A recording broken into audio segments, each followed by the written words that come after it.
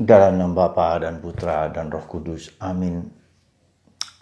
Allah Bapa di surga, Engkau telah begitu banyak memberikan mujizat demi mujizat. Dan mujizat-Mu yang paling agung adalah kebangkitan Putra-Mu.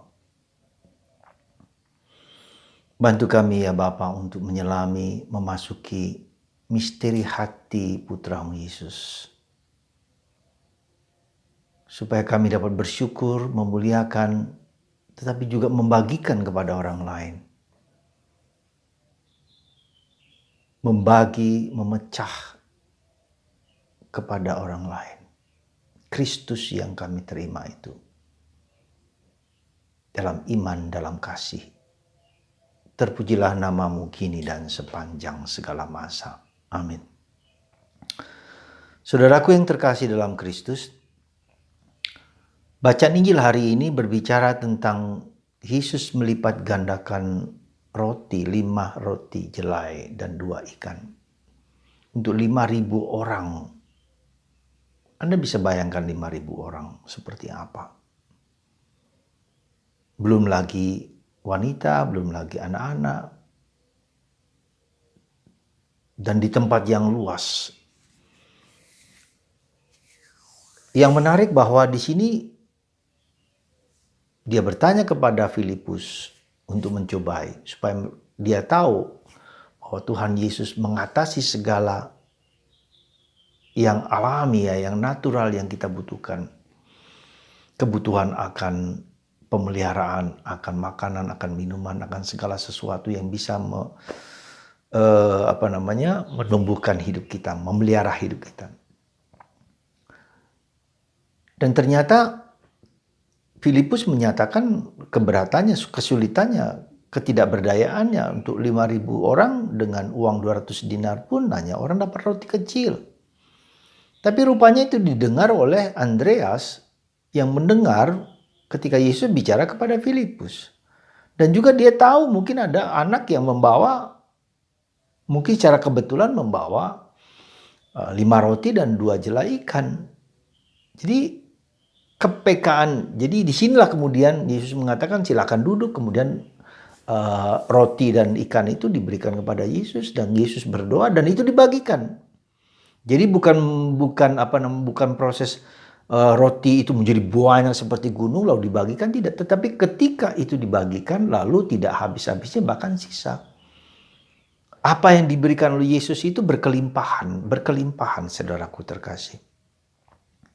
Saya mengatakan ini kepada Anda supaya kita sadar bahwa ketika kita dibaptis, ya, karunia-karunia rahmat yang Tuhan berikan yang menyertai sakramen baptisan itu juga ada dalam diri kita. Ya. Juga ada dalam diri kita. Jadi sudah diberikan kepada kita. Nah, itu yang seringkali terjadi bahwa Tuhan memberikan rahmat-rahmat yang seringkali kita tidak menyadarinya bahwa rahmat itu sudah diberikan kepada kita. Lalu kita minta, lalu kita menuntut seolah-olah Tuhan tidak hadir, Tuhan tidak peduli. Nah, inilah salah satu tugas kita di masa saat-saat sekarang ini, belajar melihat tangan-tangan Tuhan, hati-hati Tuhan, kaki Tuhan yang menyelamatkan kita dan menebus kita dan memberikan tanda mujizat-mujizat dalam diri kita. Ya, jadi bukan mujizat itu bisa saja secara langsung, secara nampak jelas seperti Paulus. Tetapi lewat proses yang lama, yang panjang, dan itu dibutuhkan supaya kita merasakan karya Tuhan. Jadi, maka mari saudaraku terkasih, coba lihat. Anda lihat ke belakang. Ya, kita hening, kita sunyi, kita diam, dan kita perhatikan karya Tuhan yang nampak ke dalam diri kita semua. Di masa lalu kita. Betapa besar, betapa luar biasa Tuhan itu. Dan ini penting bagi kita supaya kita tidak menuntut seolah-olah Tuhan tidak peduli dengan kita. Tidak, Tuhan sangat-sangat peduli.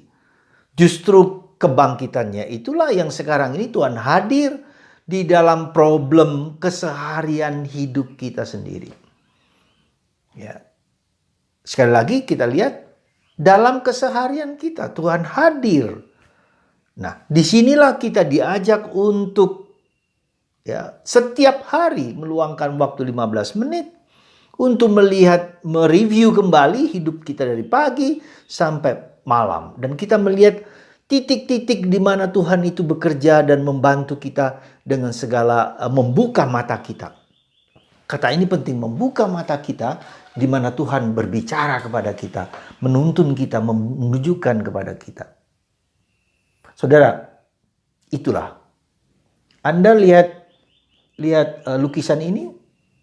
Saya sengaja melihat lukisan ini, saya tergerak dengan lukisan ini karena ada sesuatu yang menurut saya sangat pas dalam diri kita. Saya tidak hanya menunjukkan hati Yesus, tapi coba dilihat di sebelah kalau dari sini dari kamera ini terlihat di sebelah kiri, tetapi di dalam lukisan sebelah kanan. Coba dilihat di pundak Yesus itu. Ada seseorang yang merangkul Yesus dari belakang. Ya, dan tangannya itu memang tangan yang terluka itu adalah tangan Yesus. Ya, tangan Yesus.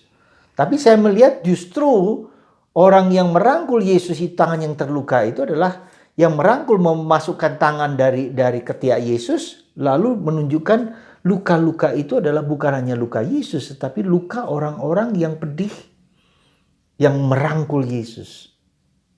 Dan Yesus merasakan, seperti Yesus merasakan kepahitan, kepedihan orang yang merangkul Yesus itu dengan luka di tangan, di tangannya, dan menunjukkan itu. Jadi lukisan ini sebetulnya memiliki dua dimensi Yesus yang dengan hati yang memancar, yang terluka, yang memberikan darah dan air yang memancar dari hati kudus Yesus sebagai sumber kerahiman ilahi bagi engkaulah andalanku. Itu juga bisa, tetapi coba dilihat di pundak Yesus itu, di sebelah kiri yang kalau dilihat di video ini, itu ada wajah, wajah yang tak kelihatan. Siapakah itu? Anda, saya, kita semua yang ingin merangkul Yesus dan dirangkul oleh Yesus. Anda mau merangkul Yesus, dan Yesus memberikan kasihnya, memberikan hatinya, memberikan perhatian kepada Anda. Saudara, mujizat itu terjadi dalam hidup Anda dan sudah terjadi dalam hidup Anda dan akan terus terjadi berkelimpahan.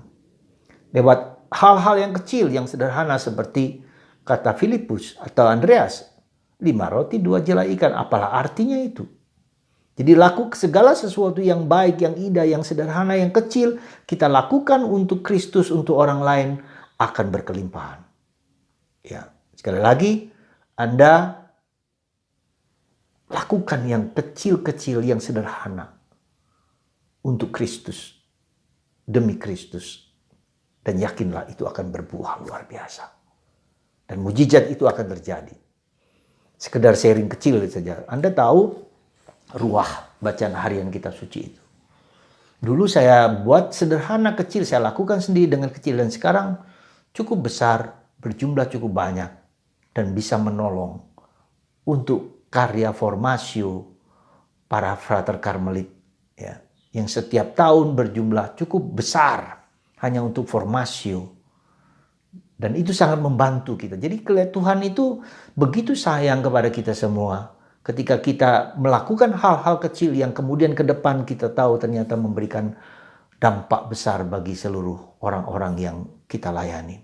Sekali lagi, asalkan kita dengan tulus, dengan murni, the puritas cordis, the purity of heart, dengan ketulusan hati untuk Tuhan, pasti akan berguna bagi kita sendiri dan bagi orang lain.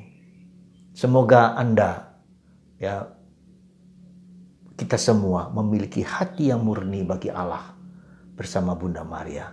Dan itu akan memberikan kekuatan kepada kita semua. Sekali lagi, semoga Tuhan memberkati Anda, menguatkan Anda, dan menyembuhkan Anda.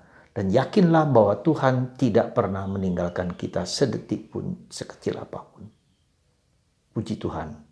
Tuhan memberkati Anda semua dalam nama Bapa dan Putra dan Roh Kudus.